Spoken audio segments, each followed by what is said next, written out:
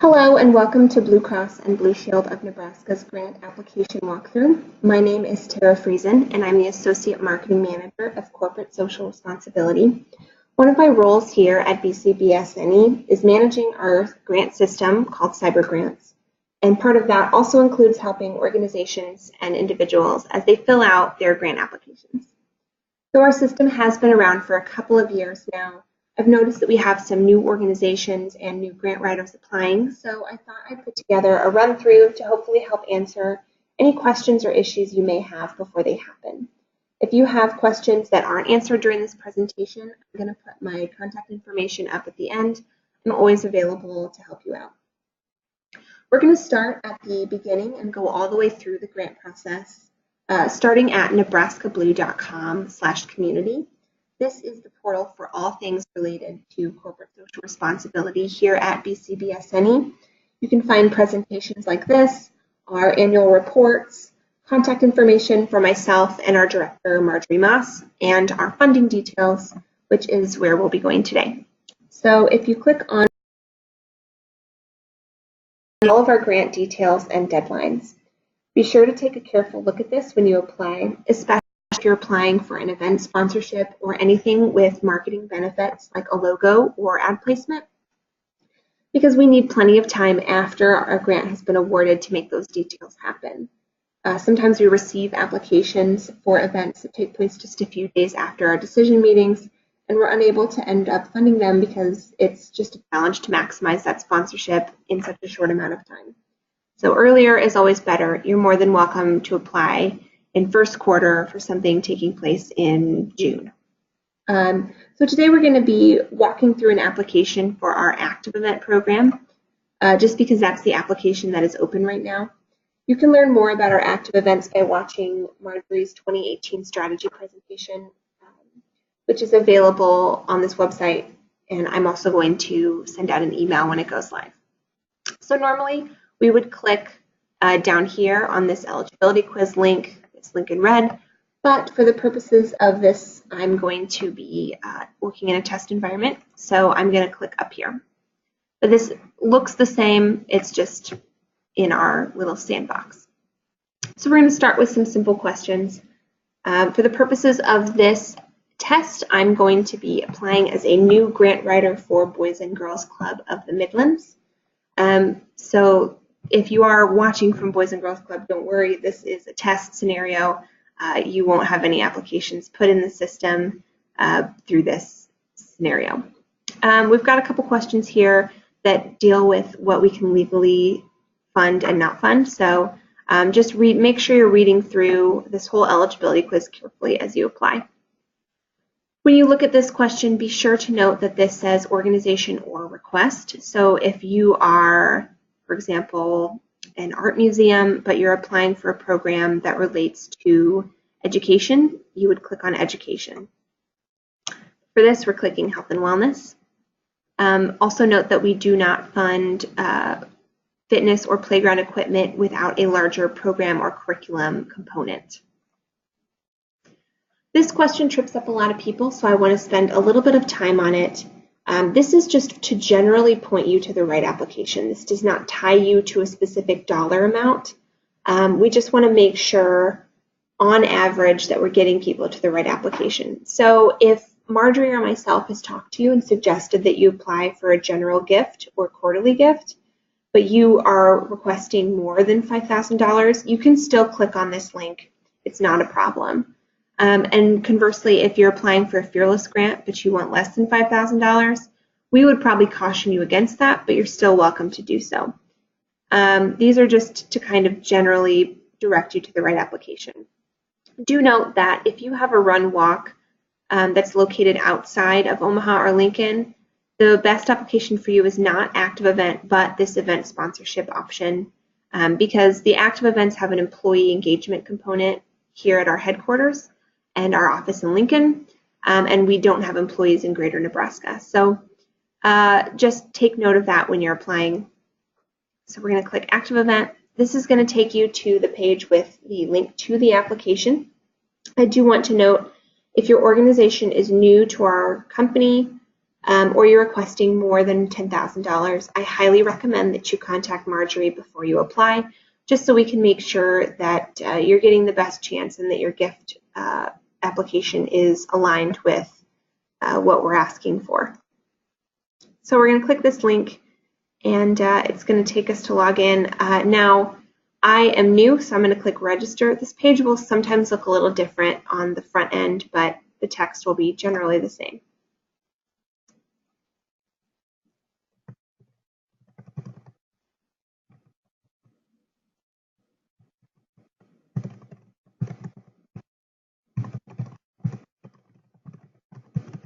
So I'm putting in test information here.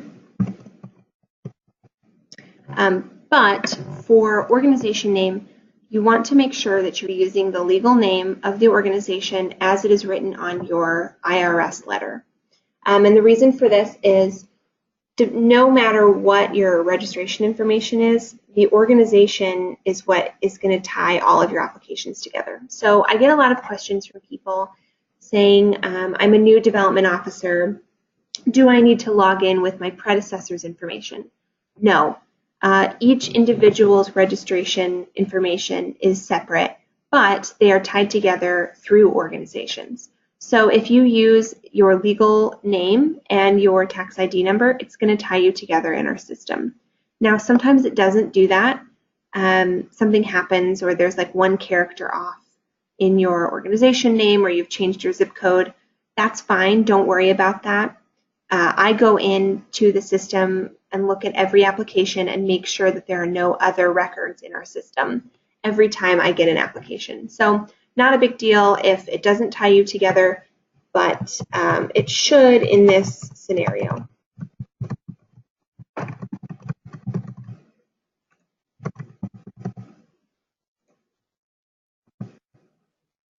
If you don't know your tax ID number, they do provide some instructions on how to do so. If you don't have a tax ID number, you can leave it empty, but just note that you're probably going to have to contact CyberGrant's system directly. I do want to call out quickly, if you ever need support on our website,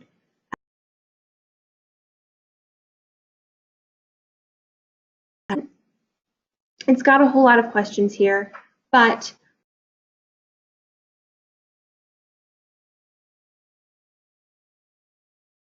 do a whole lot of things that I can't do.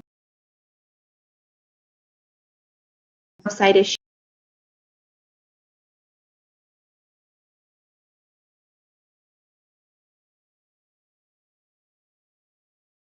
Click Save, and it's going to see if there's an existing organization detected, and it's going to ask you if you'd like to either create a new organization or select your organization.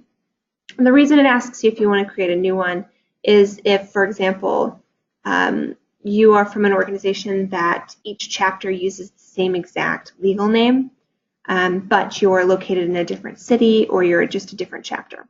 So it gives you those two with Boys and Girls Club of the Midlands. And you're going to see that I've submitted an application before. That was another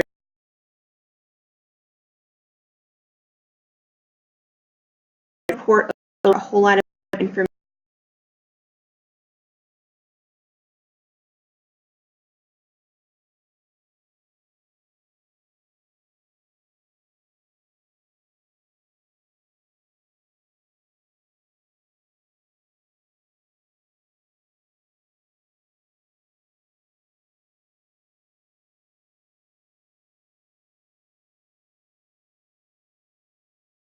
You're clicking Save and Proceed at the bottom. You're going to see these little buttons up here at the top. Don't click on these while you're still filling out your application. The reason for this is each page uses the information from the previous page to fill in information and to narrow the questions that you're asked. So sometimes I'll get calls from people, especially as they're filling out the quarterly application, and they'll say, I'm seeing a lot of questions about event sponsorship levels. I don't have an event. I'm applying for a program. What should I do? There are specific questions on our application that hide or show different questions based on your answers.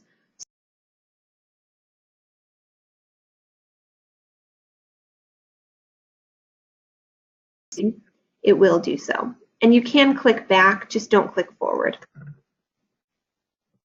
So in this, you can put in contact information. This is your own information, but you can also put in a development officer or executive director's information if you'd like to put that in. This can be helpful if you are, for example, a grant writer and you want to make yourself a secondary contact, and you have a development director that you want to make the primary contact, just so we know who the best person is to contact if we have any questions or when you are given a grant. That way we know who to contact. So this is a match. Click Save and Proceed. Now we're getting into request information. And I'm going to put a lot of these just down as test, just to expedite things.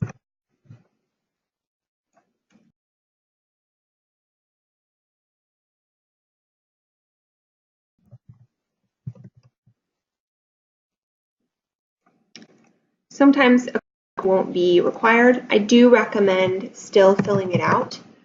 We do like to have as much information as we can. This brief request summary is something kind of new. It just helps us to make, we like to have like a really brief overview for our committee that they can look at before they dive deep into the full applications. This kind of helps them to just see a quick snapshot of your application so that they know what they're getting into. Click Save and Proceed again, and you're going to have more questions. The questions that you're asking or being asked vary based on the application and the questions in these previous bubbles, but most of them are pretty much the same for active events. Be sure to list as many sponsorship levels as you can. We do like to have all of the sponsorship levels provided. Sometimes an organization will want us to be one level, but our funding will restrict us to a different level. And having all these sponsorship levels lets us know what each level will get us before we apply or before we decide our funding. None. If you do have a registration fee for your participants, or you think you're going to have one, be sure to put that information in here, even if you haven't nailed down specifically how much it's going to be. We offer a subsidy to our employees to allow them to apply or to participate in one active event per year for free. So knowing this information will help us know whether we need to contact you to get that set up.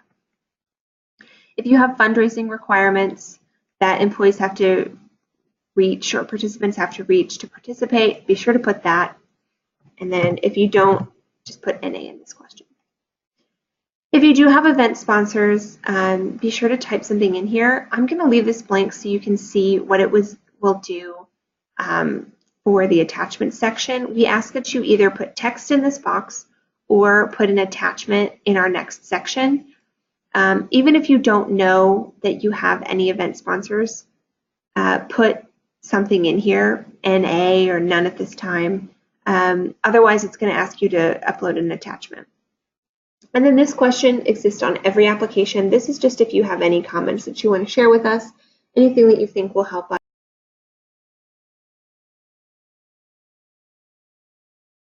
Now you're going to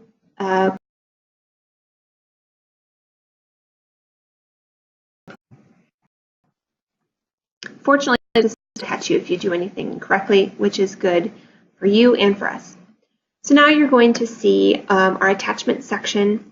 When you're applying for any application on your budget file for both your organization and your event/program budget, be sure to include your income and expenses.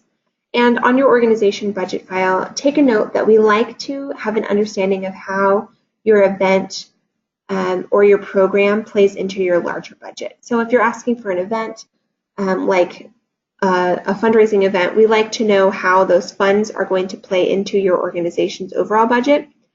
And if you're asking for a specific program, we like to see how that program's budget is in relation to your other programs or your operating expenses. So be sure to put that in there. You're welcome to include a narrative, but we do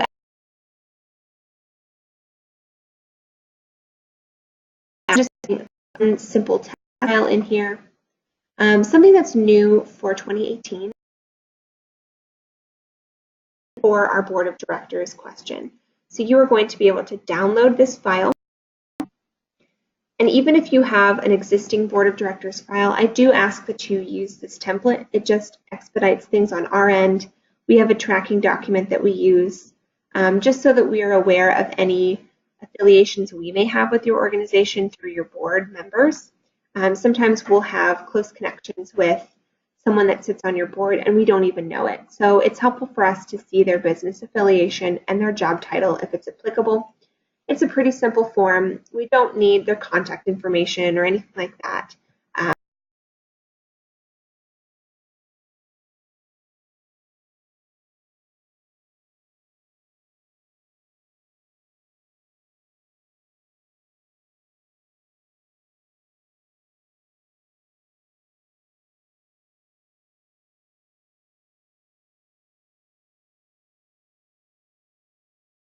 But again, we do ask that you upload whenever you this last question here, miscellaneous promotional items. This is a great spot to put any brochures you may have, or if you have a sponsorship packet that you want us to see, you're more than welcome to include this just so that we have a better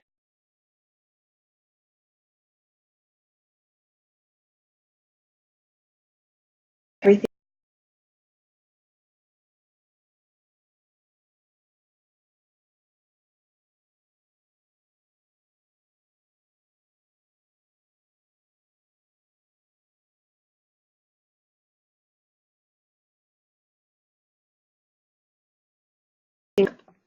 So we're good with all of this. So we're going to click submit. It's going to forewarn you that you can't make any changes after you've hit this button, but we're fine with that. So we click OK. This page is confirmation that you have applied. You can print it off if you would like to, but you don't need to. It's going to be saved in the system. It's going to be on your home page. You're also probably going to get an email. For this example, I can't access test emails from my desktop, so I won't be able to show you what they look like. But you do receive emails once you've applied, and then you also will get some from time to time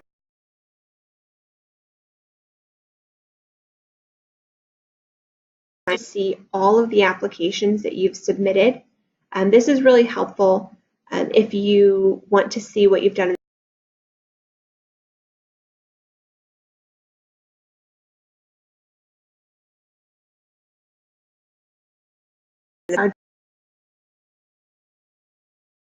And you are good to go. And if you ever need to log back in again, you can just save this link right here, maybe to your favorite spot, and you can just log right back in and access your applications to review again.